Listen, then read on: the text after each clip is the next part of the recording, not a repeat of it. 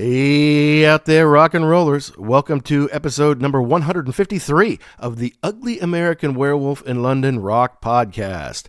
Brought to you by me, your host, Mac B. the Wolf, and I will be joined, as always, by my co-host and partner in crime, Gary Action Jackson, from the East Coast of the United States. And we appreciate you tuning in to last week's show on Thriller, Michael Jackson's Thriller, which was such a huge influence and big part of pop culture to us when we were growing up. But since that one came out, we also squeezed in our 4th edition of First Concert Memories, where we asked people 20 pointed questions about the first night they saw a band that really changed their lives. And of course, this last week we spoke with Sonny Pooney of Growing Up Rock and Pod of Thunder, an album review crew on Shout It Out Loudcast, about the first time he saw Ace Frehley in 1987, and Jackson and I shared our own memories of seeing him in 1993. And in relation to that show with Sonny on Ace, you know we talk about Kiss a lot on this show. We've had the Shout It Out Loudcast guys on here recently, and I love going to big live shows. And of course, I have indoctrinated my Wolfcub into loving music and loving Kiss. And when I got to put up a wall of my Stone stuff when we moved home, she wanted to put up a wall of Kiss stuff. And though I've taken her to see Kiss a couple of times, she was just a little young, 4 and 5. But now that she's 9 and they were doing a show nearby, I figured this is my chance to take her one last time. I'm not dying to see Kiss. I'm not. I've seen them. I've seen them at their best. This is not it. I took her a couple times because I wanted her to have that experience. It's something we could share together. And now she's old enough to appreciate it. We'll remember it well. It'll be fun at the show. So I say, all right, this is it. Let's go see Kiss one more time in Cincinnati on a Thursday night. We'll roll up there. We'll roll back one more time for her sake. And of course, well, I'm going to talk about on the show. I have to compare it a little bit to the previous shows I've seen, not just over the years, but on this tour. I've already seen them twice, once in Louisville, once in London, had a chance to see them in Amsterdam, but we moved away before the show came, and so I kind of owed her this show, and that's what we're going to talk about here today. Now, before we get into all that, just a little bit of business. As usual, we like to mention that we are proud members of the Pantheon Podcast family, a network of about 100 different music and pop culture related shows. There really is something in there for everyone. You should check them out at pantheonpodcasts.com. Follow them at Pantheon Pods. But our sponsor, rarevinyl.com, is gearing up for the holiday season here, guys. And they've got over 250,000 items in stock and giving classic first edition or hard to find records to your family members, or even, guys, to yourself. I know when I want to get something for myself for the holidays, I just buy it for myself and say, here, honey, wrap this up. Say it's from you to me. Rarevinyl.com is the place to find what you want, guys. It's exactly what they're there for. And if you use the code UGLY, you can save 10% off your orders. That's a one-time code. So go there and do all of your holiday shopping, right? Get all the things for all those special people in your life. Get them all at once and save a big 10%. And they'll ship anywhere in the world. It doesn't matter what country you're in. So go to rarevinyl.com now. Find something that you love. Find something for that special someone. Use code UGLY. Save 10% off your purchase. Back to Kiss. I'll do anything for my child. I love her to death, and I've indoctrinated her into rock and roll and Kiss. So I feel like it's my obligation to take her one more time when we're both going to remember it, enjoy it. And so that's what this night was really about. I will probably rag on the band a little bit from an old man's perspective who's seen them 8, 9, 10 times here over the last 30 plus years. But most of this is about seeing it through the eyes of a 9-year-old, to see that Kiss spectacle, to kind of give them an idea like this is what a rock concert can really be. And that's what this night was about for us. So I hope you enjoy it. It's me talking about seeing Kiss live on the End of the Road tour one final time, right here on The Wolf.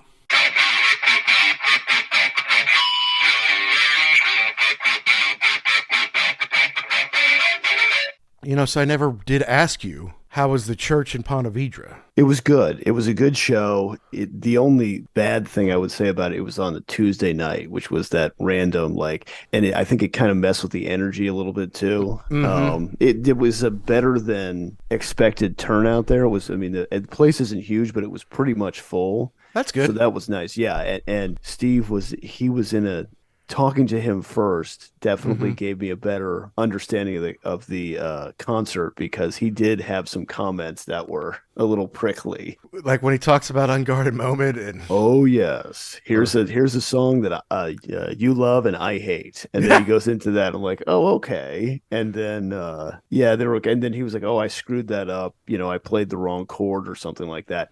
Not that you could tell, but. It was just funny, because why would you say that? I mean, this is you've got a paying audience that wants to come to see you, and you're giving them a hard time. But they sounded great.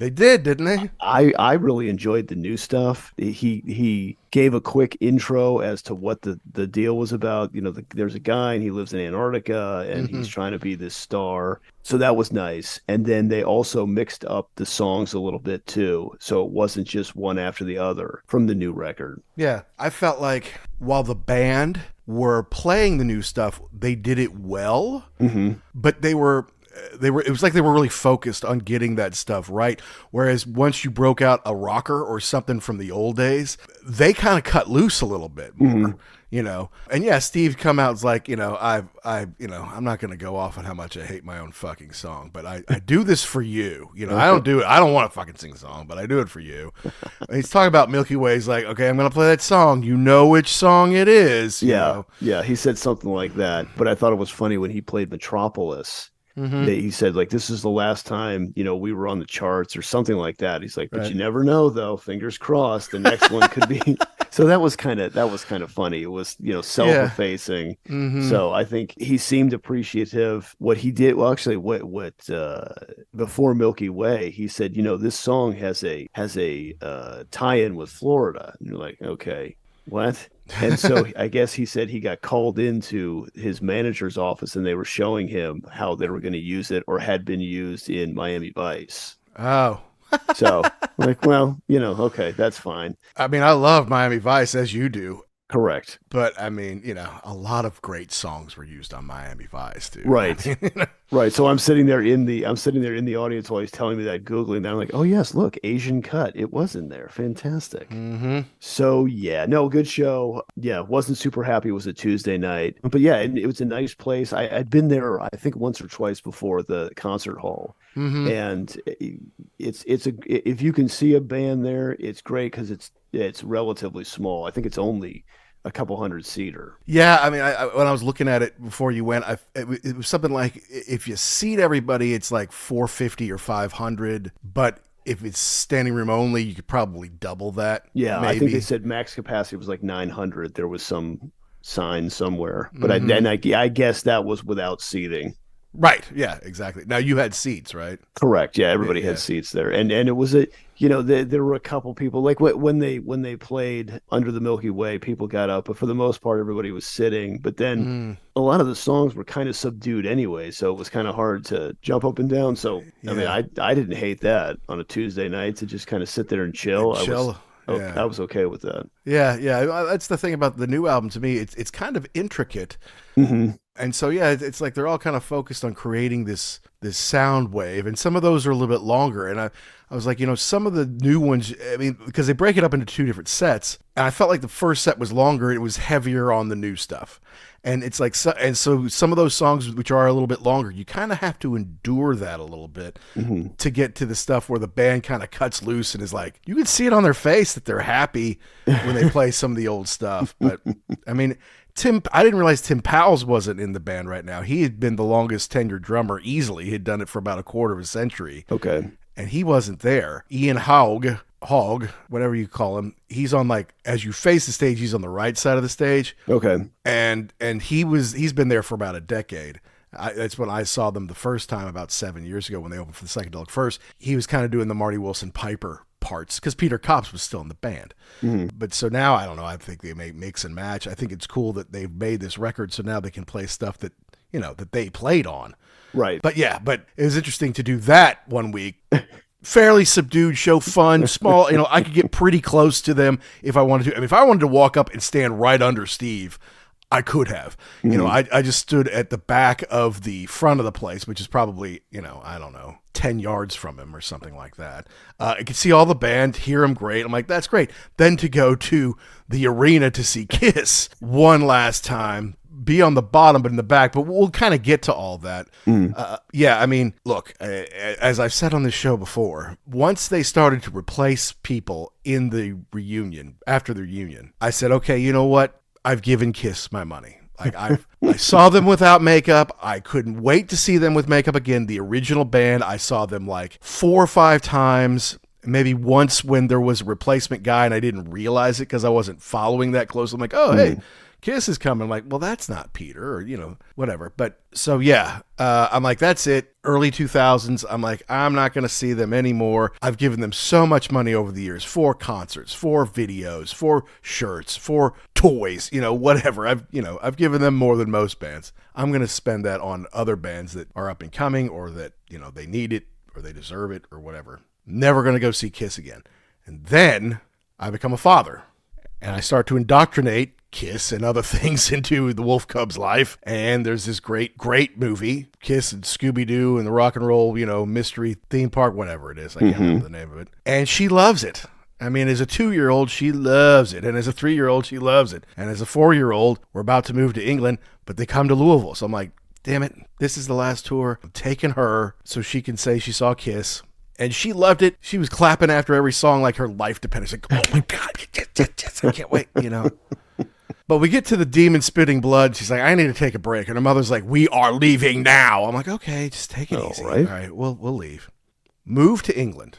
And 4 months later, they're playing the O2. So I'm like, all right, I'll take her again. She's 5. She's a little older. She could probably make it this time. This time she kind of got worn out, and she kind of got freaked out, I think. And we didn't make it as far as we did the first time. Like, okay, that's it. I've checked the box. I'm not. I took her to see Kiss twice, 2 different countries. I'm a good dad. Fine, I'm done. Then COVID happens. The tour gets broken up a little bit. And then we're living in Amsterdam, and they're coming to Amsterdam one more time. Okay, well, now she's 8, going to be 9. Okay, she'll remember this. And she can make it through about the whole show if she wants to. All right, I'm going to take her. I get good seats. Not amazing seats, but good seats. And then we have to leave. We have to move back to the U.S. But, of course, they still have dates in the U.S.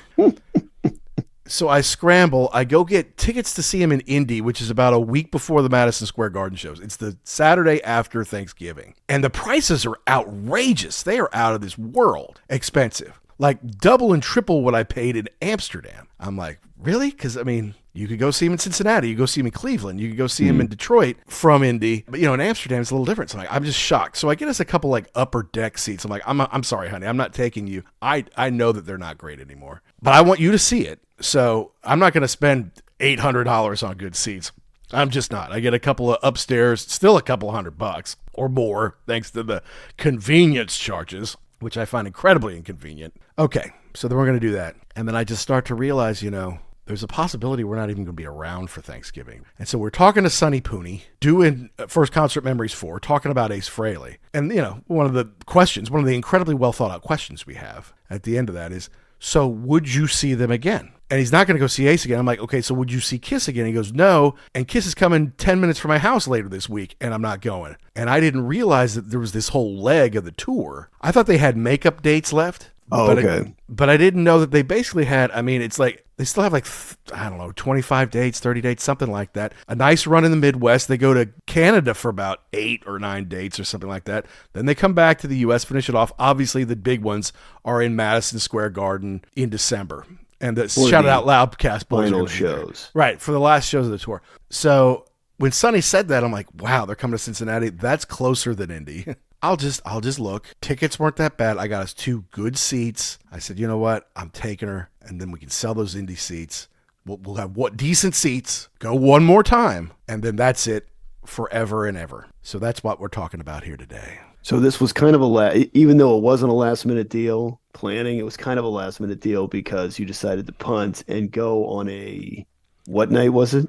What day Thursday night. Yeah, Thursday night. Okay. Mm-hmm. Yeah, part of the perfection of that Indy thing was like, yeah, okay, we're going to have Thanksgiving. That's great. Then we can go up there. And if we want to spend the night, we can. If we want to trek back, we can. Mm-hmm. But, nobody has to get up the next day, so not a big deal. But so, I don't know, it just came up, and I'm just like, I don't want to spend the night in Indy. It's a farther drive back, and who knows? I mean, they've had to postpone stuff in the last 6 months because someone got sick or someone couldn't sing or whatever.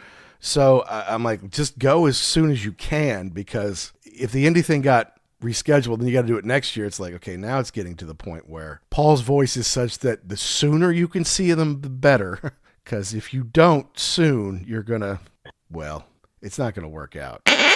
Hey, this is Tom and Zeus from Shout It Out Loudcast. And you are listening to the Ugly American Werewolf in London Rock Podcast. So you go on, you get the tickets. And now I'm curious because you kind of bought them like literally, I don't know if day of, but pretty close to day of. Yeah. Was there still a decent amount left, or? Well, they were resale tickets, and that's pretty okay. typical these days, that people will buy tickets and either they want to try to make money off them or they want to go. And then they realize closer to, you know what, that just doesn't work for me. And then they put them back on. So, yeah, I got them via Ticketmaster 2 days before the show, something like that. Didn't pay that much for them. And so we're lower bowl in the back, but like third row. So that was really good for her because so we come up a little bit. We can see over the crowd on the floor easy enough. She can see over the people who sit in front of us, even if she's sitting down. No problem. And then when Starchild flies out from the stage and then comes to that kind of B stage next to the soundboard and all that, we're extremely close to him. Okay. And that was the point of the original show because she loves Starchild. Starchild is her favorite. Every time I've taken her to see Kiss, she's put on the Star. Okay. And when we saw him in Louisville in March of 2019, we were relatively close to the B stage at that point. And I wanted her to see that. And it was kind of right before he did that. The demon starts spitting blood. She's a little scared. Her mother's like, so you didn't even see that part last time? No. Okay. No, either time. Time. And so that was another reason where I'm like, okay, we're going to go one more time because I want you to see as much of the show as you can.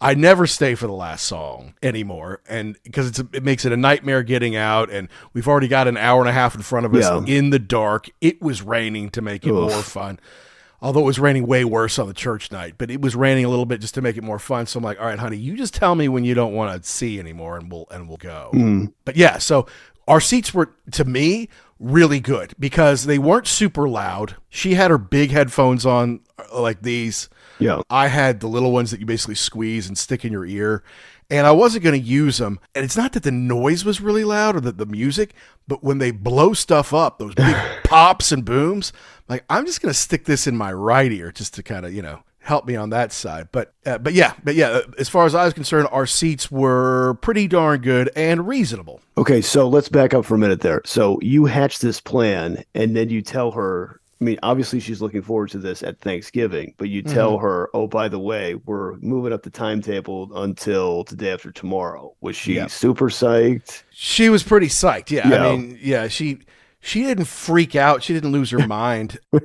Like the first time I said, well, I'm going to take you to see Kiss, she really did kind of freak out.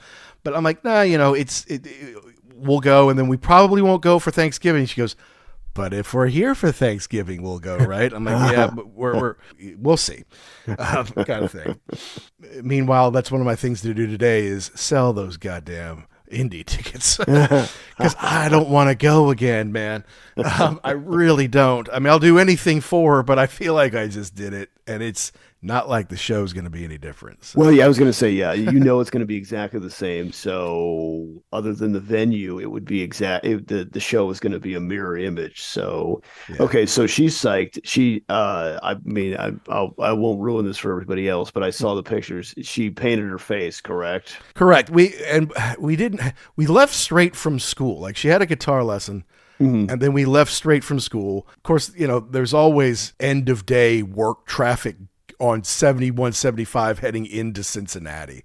Right. So there's, so we get up there at park the car after 7, and the show starts at 8:45, so we didn't have time to do it up like we did the first time before we got on the subway or whatever in England. I just kind of brought the face paint makeup with us. I got us in there, got us some food because, hadn't eaten dinner yet. And then after she was done, then I drew the star on her face. Okay. Yeah. And this was what arena was this? Oh, that's a fair question. I think they call it Heritage Bank Arena now in Cincinnati.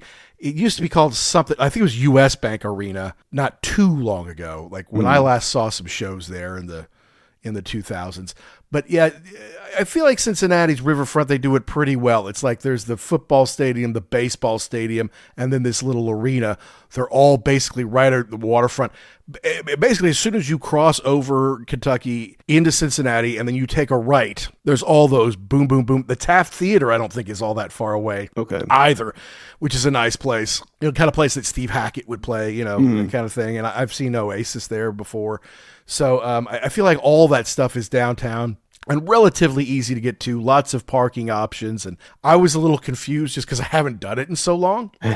But eventually we found a parking space, no problem. Got in there, no problem. Okay. Yeah. So when you get in there, because I remember when I saw Kiss, I think this was 2019 on the End of the Road tour, we got in the parking lot and it was just a mishmash of people. Like there were people who were old that were by themselves. There were people who were like, you could tell there were a couple of generations of people. Like it was like, mom, dad, grandma, and the kids were there. I mean, it was a sight to behold. And there were shirts you can buy shirts from any era now, but it was funny to see, there were old school stuff. There was like the Asylum people were wearing shirts from that era.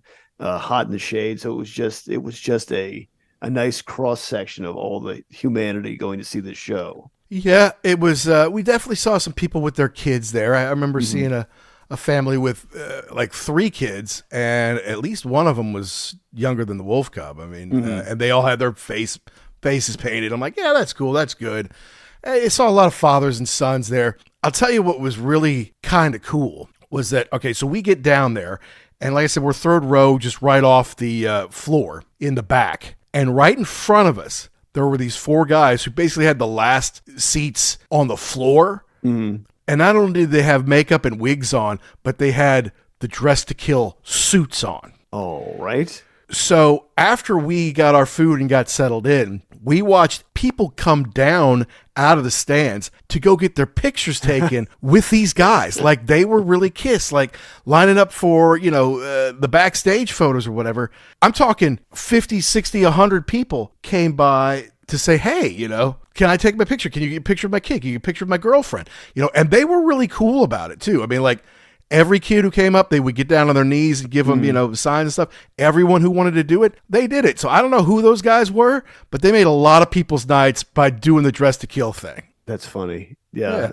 So was there an opening act? Oh, yes. Oh, that's right. Here we go. Here we go. Here we go. Because the first couple times on this tour that I saw him, there was no opening act. Or if there was, we got there too late. Or it was a painter, famously. And look, you want to hear about this tour, you probably want to listen to several episodes of the Shout It Out Loudcast, who we've had on a couple times, including for First Concert Memories #1, when, talking about the first time we saw Kiss on the Revenge tour, when Tom saw them on the Hot in the Shade tour, and when Zeus saw them, I call it the reunion tour, but I think it was Alive Worldwide was the official name. That was a great show. So, yeah, complaining about how there's a painter. I think David Lee Roth did it for a while, but obviously he's going to rub somebody the wrong way. That's what he does. So I'm like, I don't want to see the painter, but she's an artist, the Wolfcub. So I'm like, well, maybe she'll dig watching this person paint. And it's chill and, my ears won't get blown out. But no, a band comes on called Amber Wild. And you wonder, how did they get this gig? Yeah, never heard of them before. And it's funny because I'm like, Amber Wild, like, okay, whose kid is it Amber Wild? Like, jokingly, I said that, kind of like when Fiction Plane opened for the Police on their enormous reunion tour, 500 million globally. I'm like, who is Fiction Plane? Well, they got a lead singer called Joe Sumner. Whose father, Gordon Sumner, just happens to go by the moniker Sting. It's like, never saw him before, never heard of him since, but Daddy gave him a plum gig. And it was funny because the lead singer kind of had this Jew fro. I'm like, oh God, I bet that's Paul's kid. Ha ha ha. Because Nick Simmons wasn't in the band. Eric and Tommy don't have the juice to say, hey, put my kid in there. And I don't think Eric even has kids. Tommy might, I'm not sure. But I'm like, God, I bet that's Paul Stanley's kid. Look it up. Yes, that is Paul Stanley's kid, Evan Stanley. Now, they didn't make any reference to the fact that they're Paul Stanley's kid. And look, they weren't great, but they weren't bad. Okay. Their music to me was kind of generic rock. The musicians around him, look, they came out and did their job. They jumped around the stage. They didn't just come up and play. They tried to make a show of it. They ran around. Of course, Evan did some crowd work, and he was grateful. He's like, hey, we're so glad to meet you. We've got these new singles. Thank you, Paul. Thank you, Gene. Thank you, Eric. Thank you, Tommy. Thank you, Doc, for having us on the tour. And then, because, look, they had been in Australia most recently. They did their last ever Australia show on October 7th. And before that, I feel like they were doing some makeup shows. Like they did the European show in like June and July when we were supposed to see them in Amsterdam. They did something in Wisconsin on September 1st. I don't know if that was a makeup show that they had to, rebook because someone was sick or something happened or whatever. But then October 7th, they did their last Sydney show it was at Accor Stadium in Sydney. And that was a big deal. I mean, stadium, not arena, stadium. It was like 50,000 people strong. Kiss is very, very popular in Sydney or in Australia generally. And they do break out Shandy when they're in Australia. Oh, okay. Kind of like they break out Crazy Nights when they play England because that's such a big song over there. So they'll break out Shandy for Australia. Other than that, however, there is no difference in their set list. Like they've got this down. It's just like doing a Broadway performance on the road, right? I mean, you hit your same cues and your same marks every day. You make it big because you've done 100 of these, the people there are seeing it for the first time or whatever. So that's basically what it was. But then they had these like 25 to 30 dates left in America and Canada, and Cincinnati was the first night of the tour. And so this is the first time Amber Wild opened for them. Okay. So they seemed psyched to do it. And what I thought was cool too was they're like, hey guys, we're going to be in section, 103 or 104. We'll be out there signing stuff, come by and say hi, get pictures. They said it a couple times. I'm like, you know what? That is cool to me. They could just say, hey, look, my dad's a star. And after this, we're going to go backstage and be rock stars too. But they're like, no, I'm going to get out there and do the meet and greet thing and shake some hands and try to win some fans over. Yeah. So I was like, you know what? Good for them for that. Yeah, and that is kind of cool because, you want to see somebody who is happy to be there. Yeah. And you realize, yes, okay, you got the gig because of your father, your father's band. But yeah, I mean, did Sting's kid sign autographs at the end? Probably not. So yeah, just happy to be there. And I mean, honestly, how many opening bands that you've never heard of before do you really go, wow, that was awesome? So if they did their job, fantastic. To me, the point of the opening band is always to get your ears ready for what's coming, to be honest with you, right? There have certainly been times when I wanted to see the opening band a lot, or maybe even more than the headliner. Foo Fighters opening for Red Hot Chili Peppers comes to mind. But, and sometimes I want to see the opening band for sure. I'm curious, okay, what's this all about? Our buddy Scott Holiday talked about opening for Kiss with the Rival Sons. And he's like, I've seen it happen where you come out for the first song and they're looking at you and they go, don't care, But by the second one, they're like, okay, yeah, that wasn't a bad song. I kind of like that. And the third one was like, clapping. Okay, yeah, these guys are pretty good. By the fifth song, yeah, man, Rival Sons. That did not happen with Amber Wild. Okay, well, but you gave him a chance at least. Yeah, but I mean, that name, dude, I mean, what, it sounds like a porn star, or at least a stripper, right? It's like, and now on the main stage, put your hands together for Amber Wild. Let's too wide. Put the X in sex. Yeah, I know. Did they at least keep it brief? It honestly, yeah, it was pretty brief. Yeah, okay. It definitely was. They didn't give them like 55 minutes or something like that. Right. I don't even know if it was 45 minutes because they just put out their new album, so they don't have that much material. right? Right, and you don't want to see them do Stairway to Heaven or anything. Let's go. You Right. got a couple of songs, cool. Yeah, get the crowd warmed up, and then let's go. Yeah. Their breakout song is called Breakout. I thought that was pretty good. They had another one I remember called Silver. So I'm like, yeah, that's okay. It's, I don't think it's great, but it's all right. Okay, can he play the guitar? Yeah. I mean, his lead guitar player is obviously a better guitar player than he was. His lead guitarist had like a red kind of duster thing on. Oh, But at least they were dressing up and dressing like rock stars. But yeah, I mean, he can't have long hair like his dad. I mean, it goes straight up. It goes out, not down. Yeah. His mom is Pamela Bowen. Okay. Who I mean, she's an actress. I don't really know much of her work, but I mean, she was on, some soap operas back in the day. She was in the Detroit Rock City movie. She had a role in that because I guess they were still together at that point. But I mean, I feel like she's done, was it Guiding Light? Now I got to look it up. She was on Loving. She's a working actress. It was Days of Our Lives. Yeah. Oh, okay. She did, almost 40 episodes of that way back in the day.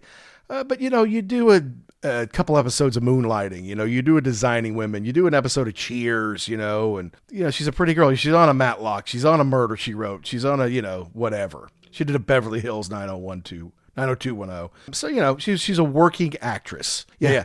So...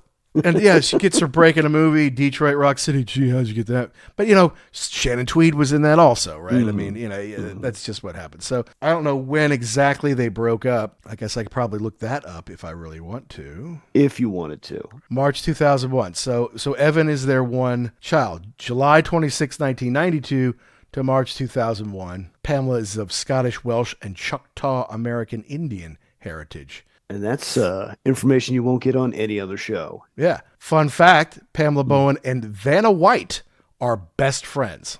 Oh. And she was considered for the role of Samantha Jones in Sex and the City, which went to Kim Cattrall. Now, if she had been Samantha Jones, we'd have all sorts of naked pictures of her, right? Because Kim Cattrall was the slutty one, and she was, naked or half naked a lot on that show. So maybe it's a good thing for Paul's sake. She didn't get that role, So when I saw them, the painter guy was there, and with that, it doesn't take that long to get him off and the band on. There's really nothing to move out. So was it a decent time in between the two? I mean, I know you got to get some stuff off the stage. Yeah, and it did take a little longer. And being with a 9-year-old, she's like, "This is boring." Yeah, and that's where I was going with this. Is that you have what you're there to see something. She doesn't. I don't think understand the concept of opening band. Like when you get there, you want the show to start like a movie. Like when I get there at 8:00 at 8:05, this thing lights up. So yeah, there was kind of already something. Now the house lights come back on and they're moving stuff around. What is going on here? Hurry up. Yeah. So I'm probably going to get this wrong, but I feel like the opening act got on at 7:30 and they didn't do much more than half an hour. Okay. I think they went till after 8, but not a whole lot more than that. And I was kind of hoping, hey, maybe they'll come on at 8:30 because again, I got this 2-hour drive back and we have the clock is ticking. Just passed out child next to me, and I'm going to be by myself, until midnight or whatever. But anyway, they did start at 8:45, which I was pretty pleased with because most of the time they're starting at 9 in America. So I mean, look, another 15 extra minutes, awesome, thank you. Let's get it going. And so you could see them breaking down the Amber Wild stuff at first, but then they dropped the big Kiss curtain around the stage. So you can't really see what's going on back there. And meanwhile, of course, there's 2 big screens on either side that say Kiss Army until things get going. But then when they turn down the house lights and, they play some pretty good songs, as a lot of bands do now, as we saw with Iron Maiden. They play some good classic tunes to kind of get the crowd warmed up. But when they go into Rock and Roll by Led Zeppelin, you're close now. Yeah, that's like Dr. Doctor for Iron Maiden. It's like, okay, the band's up next. Everybody get in and get settled because here we go. So that's exactly the way it worked that night. And I'm like, all right, honey, get those headphones on. here we go. And yeah, and we were off and running. Now, something, I don't know if they did this the first 2 times we saw them and I just didn't see it or didn't remember it, but right before they come on, they blow up 4 huge Kiss characters, 2 on either side of the stage. Like big blow up dolls. Like, you know, with Rush, we saw they had the rabbits and the hats, and the Stones had, you know, the honky tonk women or whatever that used to blow up. I don't think they did that in 2019. I could be wrong. But as soon as the guys get into, all right, Cincinnati, you wanted the best, those things get all blown up. So it's pretty cool. So, you know, like across the stage, you see like 2 blow up things, a big screen, this enormous stage, another big screen, 2 blow up things. So it really does take up the whole breadth of the venue, which is pretty cool to me. And it's something else to kind of draw you into it also. And again, looking at it from a child's perspective, I mean, that's kind of what you want to see also. Like, you're there to see the show. More show is not going to be a bad thing. Well, exactly. I don't remember that either. I don't remember any big blow up dolls from the 2019 show. Well, and, you know, look, if you're going to see Kiss, you want to see the spectacle. And I know that they don't sound that good anymore. You know, I know Paul's voice is fairly shot. You know, I know Gene was never a great singer. That's not his shtick. You know, I just want to, I want to go there and be entertained and have fun.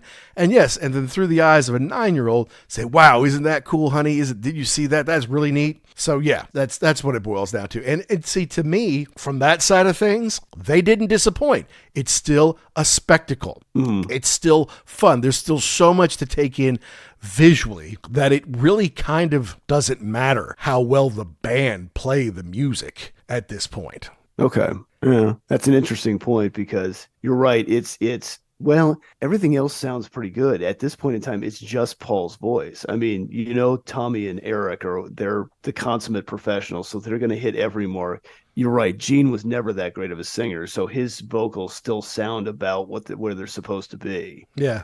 And, you know, you've got the blood spitting, you've got the fire, you know, the stuff that you know you're going to see. So yeah, the stage moves around, it comes out into the crowd, which is kind of another thing too, when people are like, well, how come they don't switch up the set list? You really can't at this point in time. There's so much that goes into it. Unless you can find a song that's exactly the same time frame, you can't just go switching stuff up without a big hiccup in the production. No, that's right. Yeah, absolutely.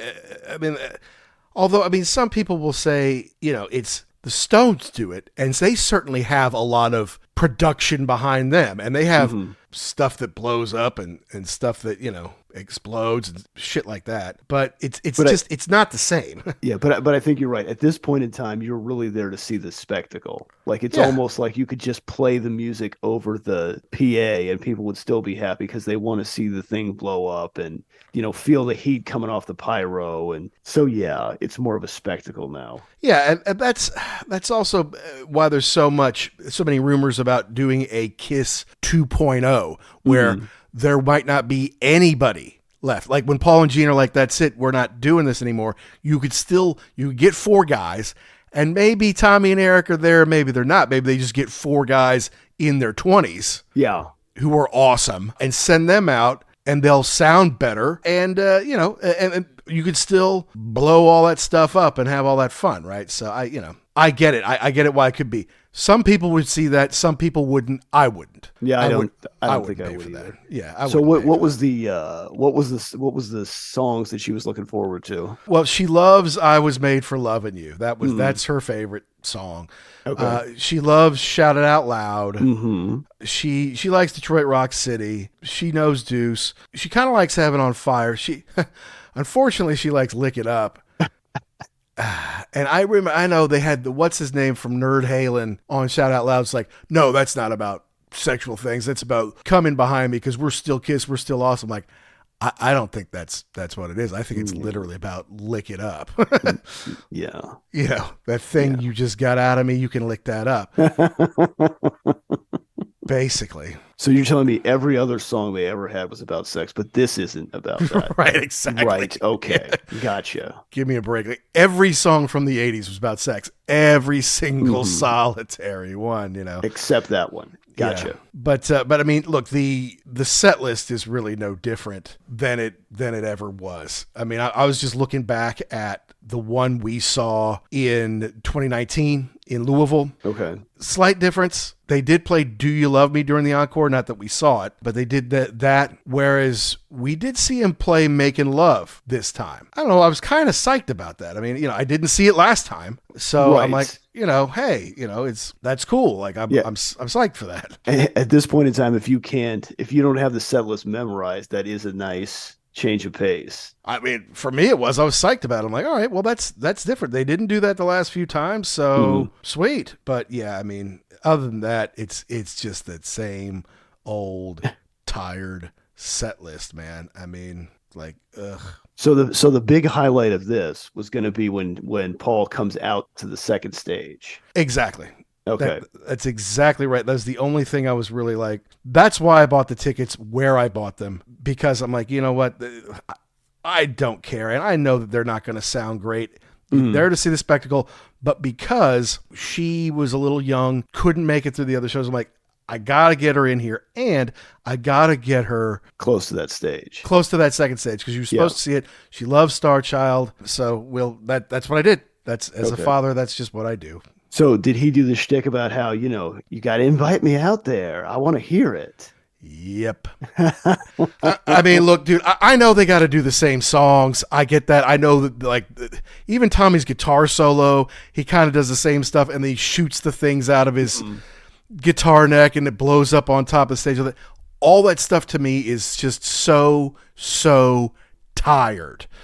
More tired than the songs are, really. Like, and Paul does a lot of crowd work because you got to switch guitars out, and you got to, give people time to, to settle back into the right place after stuff. So Paul does a lot of crowd work, as he always has. And I'm like, let's start it. What do you think the over-under is on how many times Paul says Cincinnati, right? Cincinnati, we're going to miss you.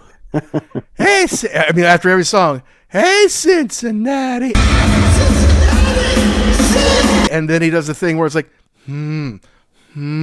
everyone over here. Yeah. Everyone over here. I'm like, oh, God, you still do this, dude. I mean, think of how much shorter the show would be if they didn't do all that stuff, or they could play a few more songs instead of doing all that stuff. But it's so choreographed down to the minute. To me, it's tired.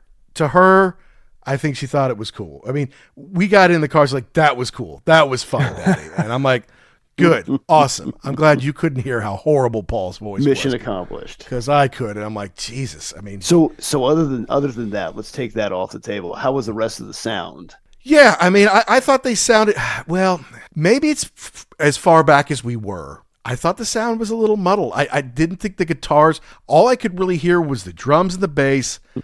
I could hear everyone when they sang together, like in choruses and stuff like that. Couldn't hear Paul's voice very well, and that's a bit of a blessing, because when you're good, I'm like, I can't believe how bad his voice is. I mean, it's just shot. It's not his fault. He's used the hell out of it, but it just doesn't really work anymore, dude. And when he does some of the stuff, because he might sing a little bit a cappella before they get into the song, it didn't really sound that bad. I'll tell you one thing, though, because he's been accused of using tracks, and I'm sure that's true. I never heard any tracks. Okay. I never heard tracks. I heard Eric and Tommy singing to support him, but I heard his voice clearly, and it wasn't very good. But it wasn't like I didn't hear the tracks. They were probably there, and maybe I just didn't hear it. But yeah, the sound was a little muddled to me. I personally was a little disappointed in that, but I'm like, you know what? I'm not here for me. I've heard them sound great in the last 30 years, so I'm not that worried about it. But, but then putting on like my Shout It Out Loudcast hat, I'm like, oh, they would rip him for this. They would just rip him for this. I'd be interested to see what they come back with from those Madison Square Garden shows. Yeah, there's got to be something going on those shows. There's got to be some kind of special guest or something. Something extra, yeah, who knows? It doesn't sound like it's going to be either Ace or Peter, but you never know. No, but what's interesting is Amber Wild is opening them for all their U.S. dates starting in Cincinnati, but they're not touring with them in Canada. Mm-hmm. So I'll be curious to see, do they have a band in Canada or do they bring the painter back for those Canadian shows? And then they are not opening for the 2 nights in MSG. And so, yeah, are they going to have a different opening act? Will that be a surprise? Would Bruce Kulick come out and do it? I mean, that would be killer. That would be cool, yes, to have his band come out there. Because other than that, I mean, who else have you got? Vinny is not even anywhere close to being usable. Oh, Jesus Christ, no, dude. Yeah, I mean, that's not a. I mean, maybe that's not an option. Maybe he'd come out and wave. But that would be about it. And then the same thing with Ace and Peter. Like, they're not. I don't think they could even play at that level. No. I mean, Peter is retired. He might come and do 1 or 2 songs somewhere with somebody, but that's it. He can't do 45-minute opening act, and I don't even think he has a band. And Ace is so bad. I mean, according to everything we've heard, he is so bad now. Like, he's ruining his legacy bad. You know, like we got to get him to stop. He's so bad. So he couldn't. I don't want to see that. I mean, would it be cool if he came out and took a bow? Yeah. Sure. Would it be cool if he ended up on a jam at the end of Rock and Roll Night? But that's not going to happen because he's not going to put on the space band stuff and put on the makeup and all that and then be next to Tommy in that same makeup. That wouldn't happen in 100,000 years, right? So, I mean, it's just a bad idea. So, I mean, I bet he's not even there. I don't think so. I honestly, I don't think if there's any surprises, it's not going to be from Ace and Peter. Yeah. It could be that Bruce does something, but I still doubt it because they could still have Bruce come do something with them eventually, like an acoustic set. Or, you know, they come to Vegas and they do some residency and they let Bruce come on and do a few songs with them. That would be fine. But as far as the makeup goes, they're not going to have other people come up on stage in makeup. That's for sure. Yeah, that would be too weird. That's dumb. It doesn't make any sense. And so, I mean, unless there's an opening act with Bruce, I don't see there being any surprises. I mean, it's not even like they're the Stones. Like, we could have Lady Gaga come out for a couple of songs. They can't even really do that given how everything works, all the pyro and all that stuff anyway. So I don't know. Obviously I'll be curious to hear what the boys say about those shows in December. I hope they have a good time, but I don't think it's going to be that complimentary. I don't either. This is sunny Hollywood Poonie, and you are listening to the Ugly American Werewolf in London Rock Podcast. Why? Somebody has to. All right, so back to your show. Yes. So the thing comes down that he rides on, right? He gets on, he comes out, he hits the stage. Was she excited for that, the second stage? She was. Okay. But that's so late in the show. I mean, that's 10:15. She's getting tired. I'm like, honey, stand up, show him your star, be excited. She didn't even stand up. She's just sitting there smiling, happy he's there. It's like, we were so close to him, Dad. He was so close to us. I go, I know, honey. I thought you would stand up and wave to him. Because if he sees someone in the Starchild makeup, he'll wave to her or blow her a kiss or something like that. Yeah. She's like, nah, I'll just sit here. It's fine. Daddy's not standing up. I'm like, well, I'm not standing up because I'm old and fat and I know what's happening, but you should. But you know, she was psyched that he was out there. Okay. He flies out. Do they go into the beginning of Love Gun, like the riff, and then he's out there and then he sings it? I can't really remember. Here's the thing: the stage, his little piece rises up about 6 feet. Yeah. Before he gets out there, right? So it's like I can see over it. You know, there's people working the board there. Before he comes out, boom, it goes up. So he really is, you know, away from all those people. They can't really grab onto him or anything. And he's up a little high. But he does Love Gun out there. He does some crowd work, a little guitar work. Does I Was Made for Loving You. And then I feel like they go into Black Diamond. They definitely go into Black Diamond. And then he flies back. Okay. Because Eric's obviously singing back Black Diamond, right? So right. But he has to sing Love Gun. So I feel like he goes out there and then they start Love Gun. I'm pretty sure that's the way that works. Like, you got to invite me. and I'm sitting here rubbing my head like, oh my God, this is so cheesy. And I've seen it 1,000 times. But she's like starting to get excited at that point. So I'm like, yeah, that's cool. You know, bring him out here. This is why we have these specific seats. bring him out. It'll be great. And it was cool. And I got some decent, I mean, look, my phone is so old. I don't really get great videos or pictures like people who have the new ones. But we actually got some pretty decent photos and videos because we were that close to him, you know. We were not 30 yards away from him. We were probably between 15 and 20, something like that. And that is pretty cool because I talked to somebody, I can't remember who it was, and this was years ago, that saw Kiss from probably like the third or fourth row. Mm-hmm. And they said it was cool to see the show, but you miss so much of it being that close. Like you don't really get to see screen in the back. Right. You know, you can kind of see, like he was telling me, like where he was, I think this was back when Peter was still in the band. Like you could kind of see sideways into the kit. You could tell he wasn't wearing the big boots, you know, playing the drums. Like there's just stuff that you can see behind the curtain a little bit. And you're like, this is kind of ruining it a little bit.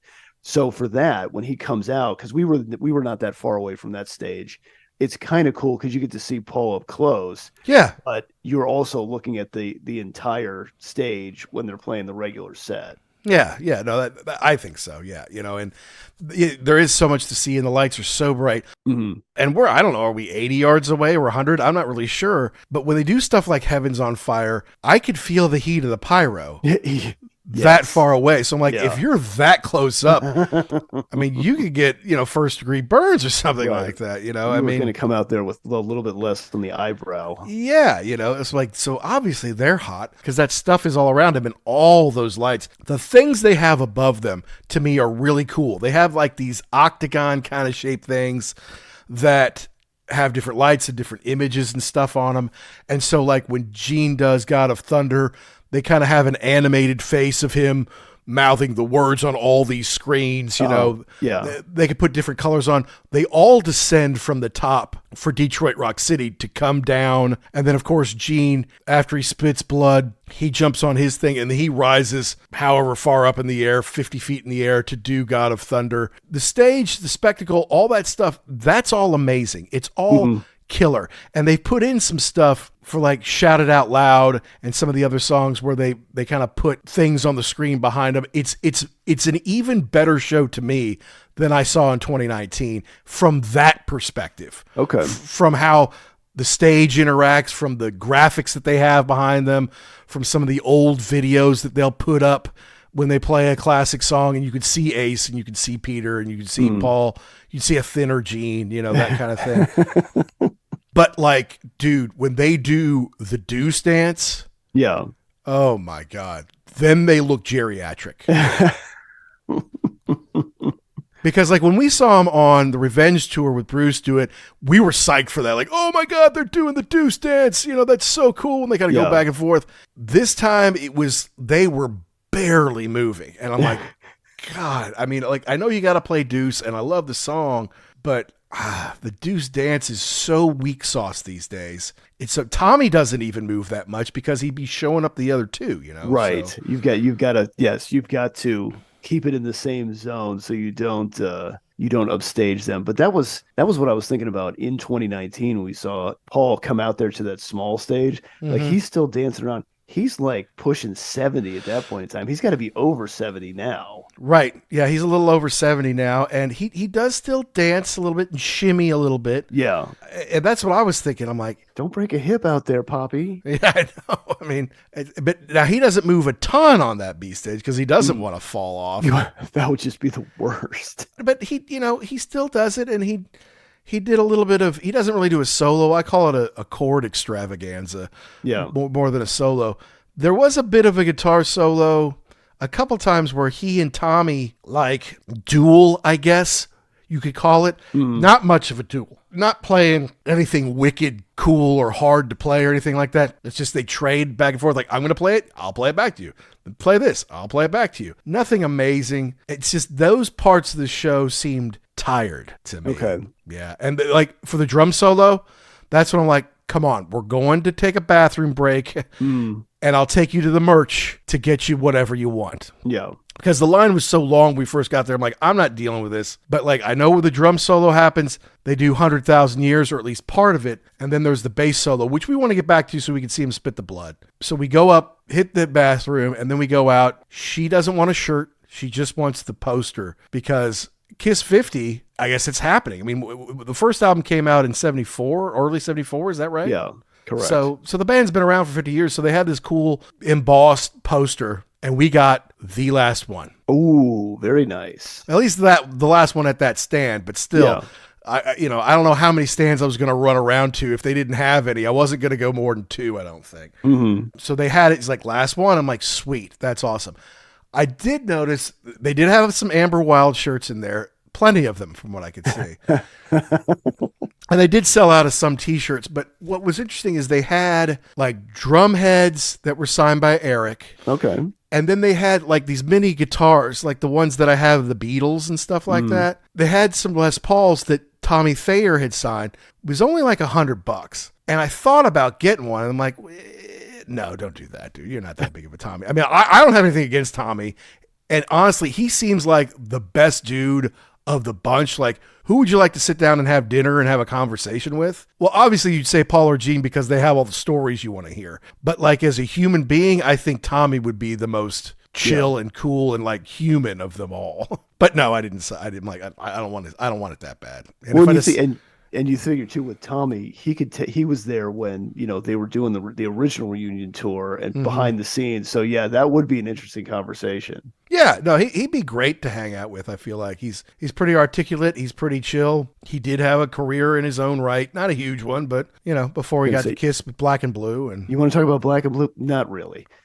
I think Black and Blue are still going without him. I believe they are, yes, in some form or another, yes. Yeah, I think they're on maybe that rock cruise that Sonny's going on in the spring. Way down at the bottom. Yeah, like way down at the bottom. And then look, I love it when they play Deuce. Heaven's on Fire is great because they blow all that stuff up, lick it up, whatever. I even like Psycho Circus. I know a lot of people are like, that's not Kiss. They were done at that point. That's not a bad song. I think it's a cool song. I think it's cool that they do it live, honestly. But like, say yeah. Yeah, just say no. Yeah, I was gonna say, because especially in the chorus, it was like, say yeah, and then like, yeah. I'm like, this song sucks. I mean, I know. I mean, on the record, it might sound better because there's more energy on it, but now it's like, yeah. And I'm like, this is bad, but whatever. Cold Gin, I kind of liked, I of course love Love Gun, and she likes it, but she was there for I Was Made for Loving You. Really, what was cool was too, I got some video. I'll probably put a little bit of it out on social media. They had some serious lasers at a couple of points. Okay. It really kind of made a spider web or a mesh of the stage. There were so many of them. Like, that's pretty cool. I'm not so sure they did that the last time I saw them. So they've evolved it a little bit. They've improved some stuff on it. I give them credit for trying to keep it fresh. I mean, without making the set list actually fresh, but they mixed in a few things. I mean, they do have a few songs that they can mix in, like they did Do You Love Me between Beth and Rock and Roll All Night. Obviously when they're in London, they do Crazy, Crazy Nights. When I saw them however many years ago, they did Do You Love Me, so getting that Making Love in there was actually pretty cool because I mean, they didn't do that before, and I was happy to see it. But otherwise, they did Let Me Go Rock and Roll back when I first saw them on this tour in March of 2019. But then I think they kind of stopped after that. So how far did you make it into the show? So we got all the way to Black Diamond, which I love. I'm like, I want to see Black Diamond. Yeah. So it's like Paul goes out on stage, the B stage. They do Love Gun. He does some crowd work. He does a little guitar bit, does I Was Made for Loving You. And then they start Black Diamond. He flies back and they go into it. And I like Black Diamond. So I'm like, okay, we're going to stay for some of this. But then I'm like, I just turned to her. I say, honey, are you ready to go? She said, yes. And I'm like, okay, then let's go. Yep. Yeah. We grab our poster. We walk up before Black Diamond's over. Because I've seen Peter do Beth. I don't really need to see Eric do Beth. I'm not 100% sure he's even playing that piano. There's a fairly good chance he wasn't. Because Peter never did when we saw him on the reunion, right? He would just go and sit at the stage or go to the front of the stage. But I remember thinking to myself, that's a really weird angle on that piano. Like they have it positioned, and usually, like if it's like that, they'll show a video shot of the hands playing. But there was never any part of that. Like I don't think he's even playing that piano. He's just sitting there. Probably not. And though while she would like to see Rock and Roll All Night, I'm like, look, honey, here's what's going to happen. That's the bitter end. That's so much at the end. And yes, everything blows up. But I'll tell you what, once they have a DVD of this tour, I'll get it for you. And you can watch it that way. Yeah. Not to mention, I can go and show her on YouTube or on any of the shows they released. Like when they did Live in Las Vegas at the Strip or the Joint or whatever. You see it there. It's the same thing. Right. So we got to get out of here. We got an hour and a half drive in the dark. Let's go. And she was ready to go. Now she was psyched to see it. She had a good time, but yeah, I was like, that's it for me. I'm selling the tickets. I'm not telling you right now, but I'm selling the tickets to Indy because she said, and if we're here for Thanksgiving, will we go? I'm like, oh yeah, of course, honey. I'm like, no. Because you got to figure that will be exactly the same. I mean, identical. Yeah. So yeah, and then that's another hour and change drive. Yes. So mission accomplished. She saw the show. She had a great time. Got the poster. All set. Yep, that's the way I look at it. She's psyched. She's like, "Thank you, Daddy. I had a great time with you." I'm like, "That's all I really wanted. I wanted you to see it. And remember it." I mean, she probably wouldn't have remembered it that well from when she was 4. But she will remember this. She will absolutely remember this. And that's, that's if you're making memories, that's what it's all about. So look, I was psyched to do it one more time, but that's it. That's it. That's it. Never again. Now you can officially say you are done. I'm totally done. I can't wait to hear how it goes in Madison Square Garden for the last 2 shows. I want to see what they like and what they rip. But basically my take was, if you don't have a good time at a Kiss concert, it's your own fault. Because it is fun. It is entertainment. It's a spectacle. There's all sorts of things to see. It's different for me just because I know the material so well. I listen to Shout Out Loudcast every week. So I know everything that happens in these shows. I know it's easy to make fun of Paul with his crowd work, but there's a reason they were around 50 years. It's because they give a hell of a show. And I would say, even though you can complain about the set list, you can complain about the Paul's voice, I don't think you can complain about the showmanship, and I don't think you can complain about the enthusiasm. They still appear to be psyched to be there and to play in front of people. Yeah, absolutely. Even Gene, he's a little bit chunky, I feel like, these days, and he's carrying on a lot of stuff, and you can kind of see his face is a little fat, and he might sweat a little bit more than the other guys because he's breathing fire and spitting blood and all that kind of stuff, but he still enjoys it. Of course, he's probably saying, $1.2 million more tonight. But he doesn't need the money, though. That's the thing. Like if he said we're done, he still wants it. Yeah, well, but at least he's happy to be there, or so it seems. So that's my big thing is, I can't stand it when people are just going through the motions. Like, yeah, you still want to see this, and I still want to make money. So whatever. Yeah. They at least appear to still want to do this. I mean, look, for a guy who's doesn't drink at all ever, never done drugs ever, and I know he likes the shikses, he likes to to get laid, but at that age, it can't be the same with the girls anymore. I mean, it just can't. I'm sure he still gets what he wants, but I mean, it can't be the same desire anymore. The desire to have that love of the fans is what drives him, is to be out there and have people cheering for him. And right. And it's probably still an ego thing too, that we can still, I mean, was it sold out? Pretty much. Yeah. So yeah, I mean, I think they said it was like 9,500 people. So, cause it's not a huge arena and you've got to take up a third of it to get all that stuff in there, so it's not massive. And they will do a lot of half shows in that arena. Like I saw Velvet Revolver in there, and they basically put the stage at the 50-yard line or the half court line or whatever.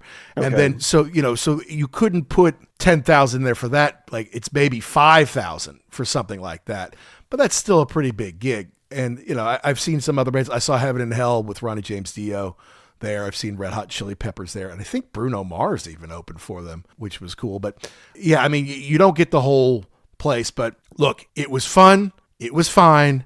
It's over. Okay.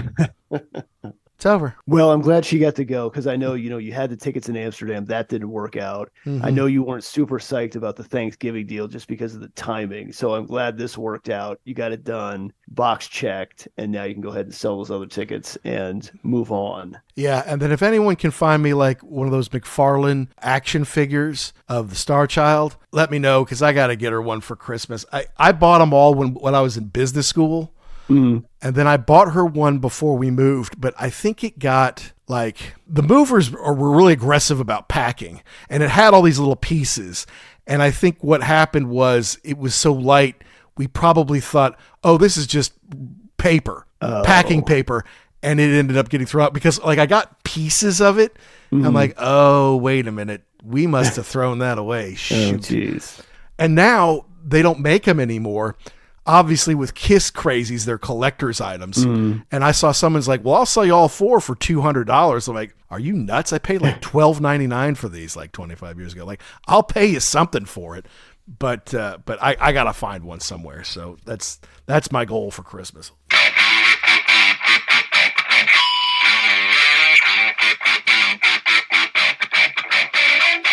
That did it for me, guys. That was my last Kiss show ever. But like I said, it wasn't for me. It wasn't about me.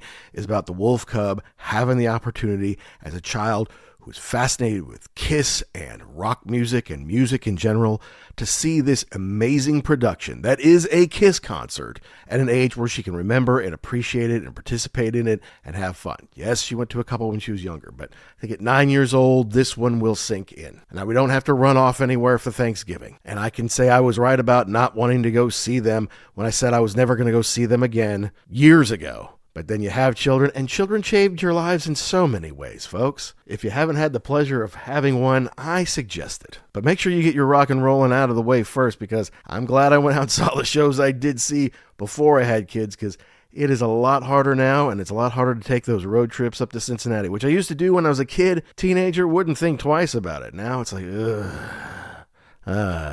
we have to do this one more time? And if you're a big Kiss fan, hey, if you haven't seen them by now, well, that's your fault because they've toured a lot. If you're there to relive some old memories and just have a good time, then I say go. Go check them out here, end of the road. It winds up in December in Madison Square Garden. And be sure you listen to the Shout It Out Loud cast, guys, because they're going to be there, and the reviews after those shows are going to be big. Glad we got to experience it together. It's a father and a daughter.